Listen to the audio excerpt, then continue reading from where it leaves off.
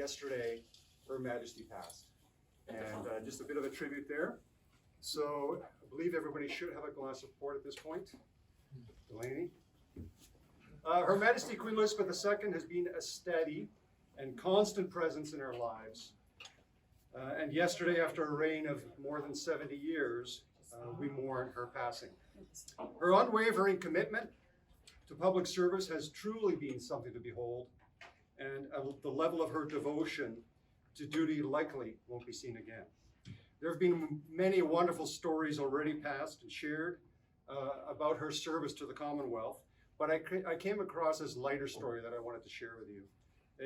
It's from a former Royal Protection Officer named Richard, who recounted the moment, this is to Sky News, in an interview during the Platinum Jubilee, when he and the Queen met two American tourists who didn't recognize the monarch. Richard said that he was accompanying the Queen on a picnic in Balmoral when they met the pair of Americans who were on a walking holiday. The Queen would always stop and say hello when she met people, Richard said, and they greeted the two tourists.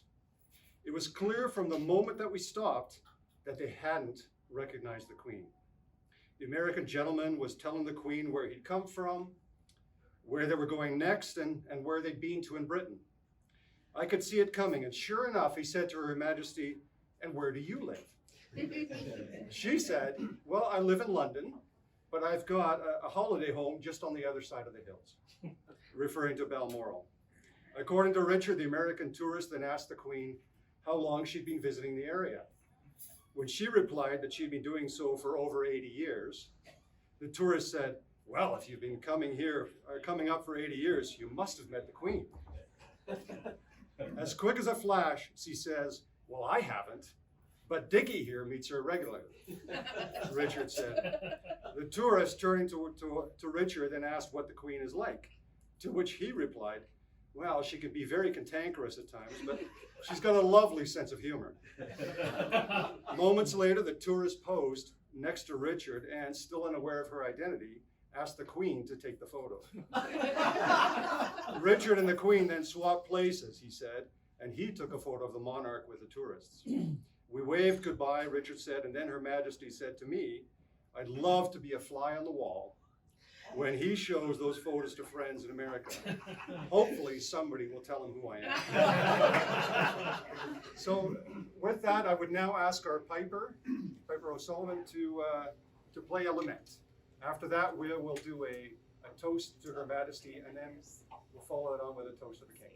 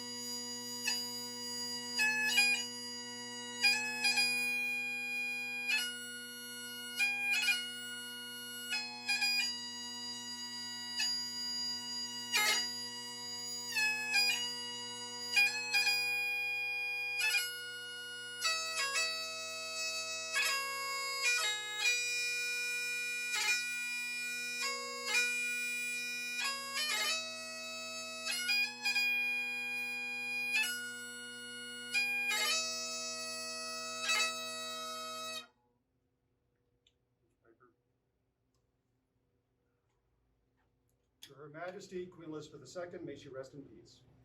Le Reine du Canada.